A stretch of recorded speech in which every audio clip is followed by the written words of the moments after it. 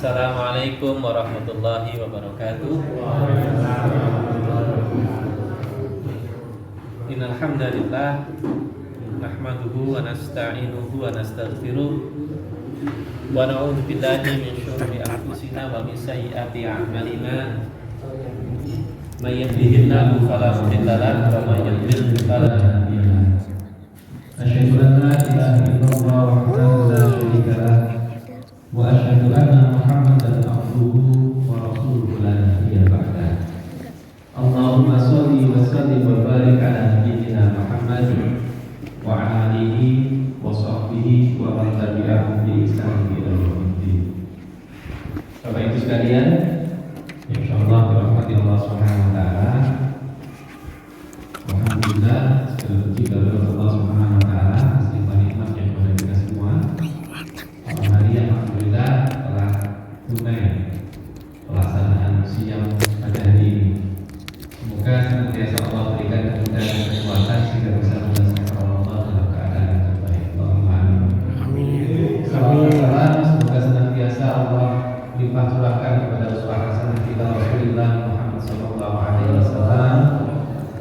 Yang mahu baik duduk sahabat seluruh pengikutnya sampai akhir zaman nanti. Bapak Ibu sekalian, tadi pagi kami menyampaikan betapa Ramadan didesain sedemikian rupa oleh Allah Subhanahu wa taala sehingga kita sebagai umat Islam terkondisikan sedemikian rupa sehingga mudah melakukan amal soleh. Ada sekian banyak waktu-waktu yang afdol yang memang sesungguhnya hampir semuanya setiap hari berulang. Waktu sahar kami contoh kemarin, waktu subuh, termasuk juga waktu isya ketika kita melaksanakan sholat berjamaah di masjid. Yang ketika hal tersebut hadir di luar Ramadan, tidak banyak dari umat Islam yang bisa istiqomah untuk terus memanfaatkan waktu itu dengan maksimal.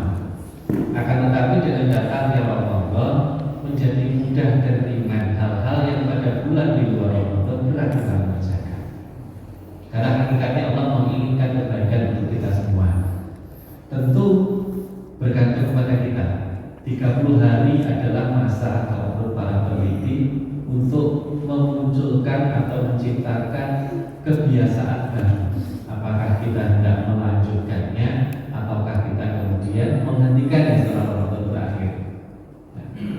Bapak Ibu sekalian, dimensi berikutnya adalah dimensi ruang.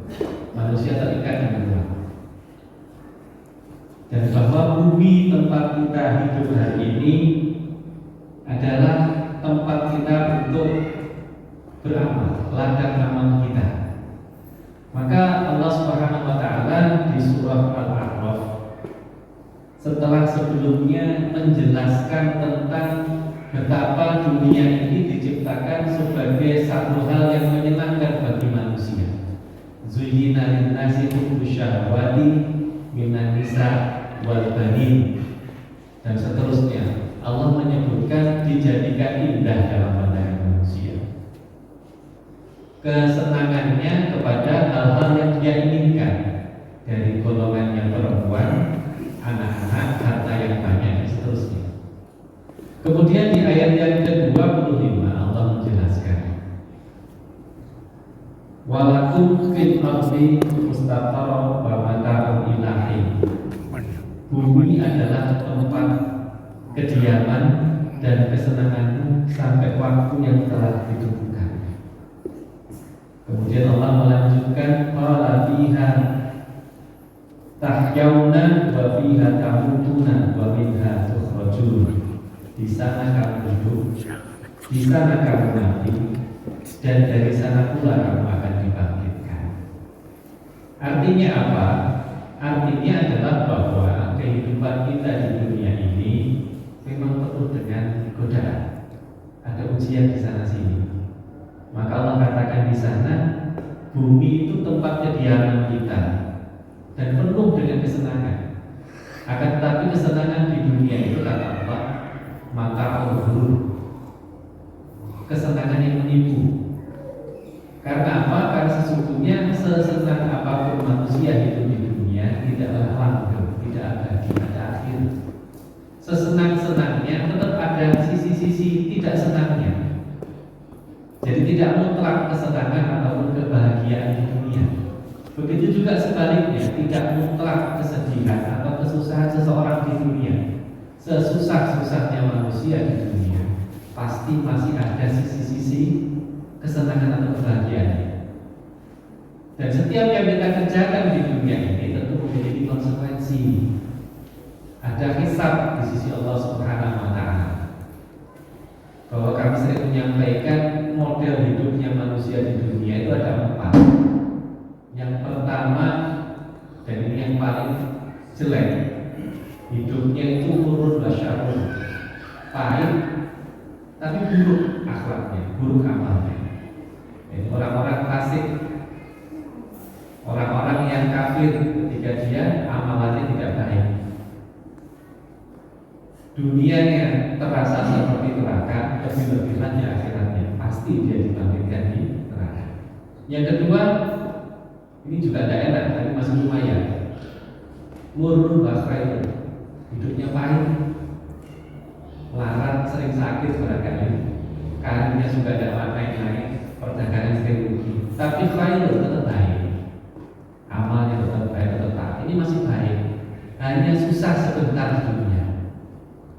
Seberapa sebentar? Paling banter di dunia itu kan hampir-hampir tidak ada, ini hidupnya 100 tahun. Kalaulah hidup 100 tahun di akhirat paling banter, kalau kita hidup cuma 2 jam 2 menit, jadi tidak terlalu lama. Itu kalau 100 tahun. Kalau kita lagi cuma 60 tahun, maka kira-kira cuma 1,5 jam untuk ukuran jam akhirat. Kemudian yang ketiga, khulwun wasyarun, hidupnya itu manis, kaya raya, semua yang dia inginkan dia dapatkan di dunia. Tetapi amalnya buruk, dia tidak beriman, maka surganya dalam tanda petik hanya di dunia saja. Di akhirat sudah jelas tempat kembalinya. Tentu yang kita harapkan yang keempat, khulwun wa khairun, hidupnya manis, enak, akan tetapi tetap beriman. Nah ini tantangan tersendiri, karena umumnya manusia itu tidak perlu kita alami. Ini angan-angan maunya kita semua ya seperti Nabi Sulaiman. Semua perbendaharaan bumi dibuka untuk kita. Kita yang menguasai, tapi tetap taat. Sehingga ketika mati dibabatkan dalam keadaan husnul khotimah. Itu angan-angan. Maka tentunya Bapak Ibu sekalian, menjadi penting bagi kita pada bulan Ramadan ketika waktunya memang terbatas. Maka marilah di buminya Allah ini kita senantiasa melakukan kebaikan. Karena apa Bapak Ibu sekalian?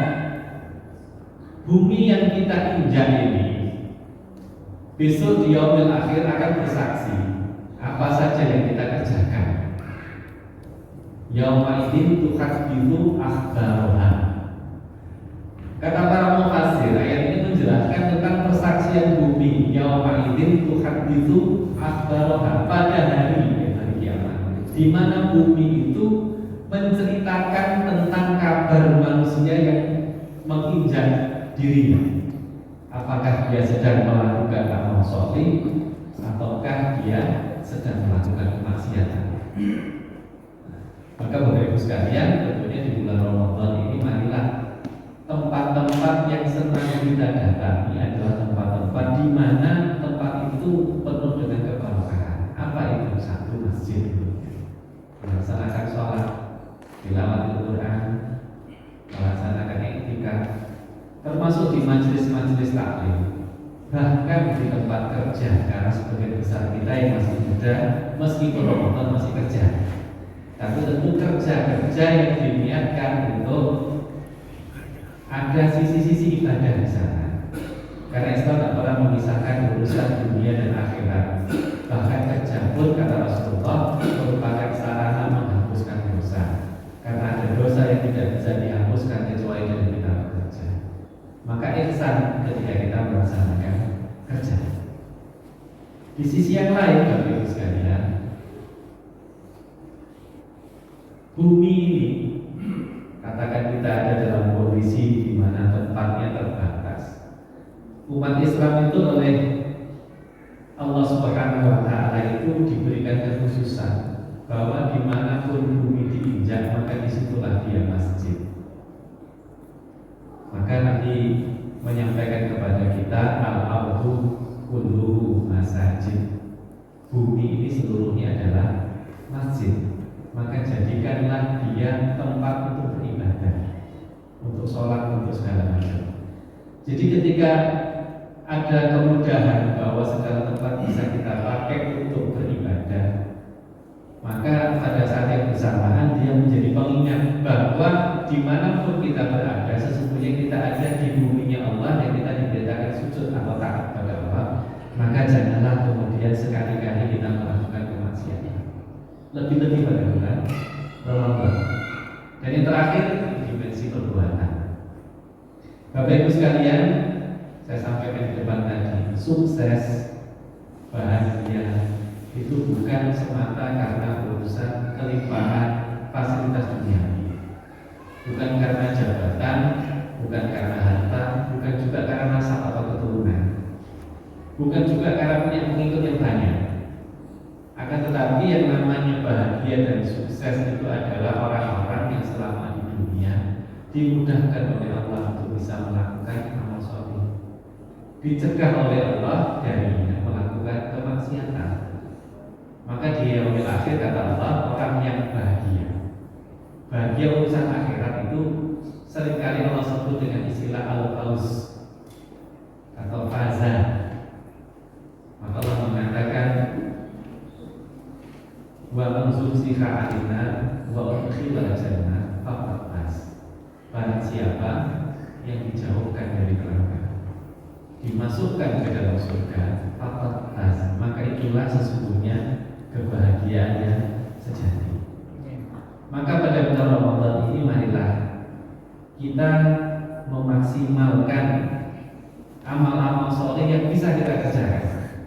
Apalagi dari sisi waktu sudah sedemikian rupa dimudahkan oleh Allah. Karena banyaknya umat Islam, maka Bapak Ibu menjadi mayoritas yang bisa disyukuri. Meskipun di panjenengan seni mayoritas itu singkatan itu pada jelas. Cuma bukan berarti kemudian kita berkeluh kesah bahwa pakaian tapi kelakuan penuh jelas. Akan tetapi sesungguhnya dengan menjadi mayoritas itu mudah bagi kita untuk melakukan maksud. Karena meskipun mereka tidak jelas, insya Allah tidak akan mengganggu. Maka yang harus kita lakukan ya kita berlapang dada barangkali atas kekurangan-kekurangan atau perbedaan yang ada di antara kita. Dan tentu kita punya kewajiban untuk mendakwahi, mengajak dengan cara-cara yang baik. Jadi keadaan mayoritas, keadaan aman mesti disyukuri betul. Maka Bapak Ibu ketika masuk Ramadan itu doa yang diajarkan Allahumma ahillahu alaina. Ya Allah, dengan hadirnya hilal bulan baru atas kami ini, berikan kepada kami keamanan, wal iman, wassalamatan, wal islam, Rabbi wa Rabbukallah. Jadi yang didahulukan oleh Rasulullah itu amannya dulu baru iman. Karena sulit beriman ketika tidak aman. Meskipun sebaliknya orang yang beriman mesti menciptakan keamanan. Karena iman dan aman itu berasal dari kalimat yang sama. Yang pasti kalau iman di akhirat mesti aman. Di akhirat, di dunia mestinya perilaku yang menciptakan suasana aman. Selamat dulu baru Islam. Karena untuk bisa melaksanakan syariat Islam yang mesti selamat gitu. Fisiknya selamat, masuk Ramadan kalau sakit juga gak bisa ibadah. Apalagi sakitnya berat sampai 15 betul bisa nopo-nopo. Maka keselamatan yang dimintakan kepada Allah. Kemudian Islamnya, karena apa gunanya fisiknya sehat kalau hatinya tidak selamat? Karena yang menggerakkan fisik untuk ibadah adalah hati kita, ruh kita. Dan selamat dan Islam punya kalimat yang sama dari kata selamat, Islam dan jin. Dari huruf yang sama muncullah kalimat selamat, muncullah kalimat Islam. Rabbi wa Rabbukallah. Bahwa semua itu bisa terjadi atas izin dari Allah Subhanahu wa Ta'ala. Maka Bapak Ibu sekalian, yang ingin saya sampaikan hari ini sebuah hadis ini saya mengawali supaya tidak terlalu lama nanti ceritanya kesambung hari Ahad subuh ya. Ada 4 jenis manusia. Kalau kita semua hari-hari ini mayoritas kita kan merindukan surga.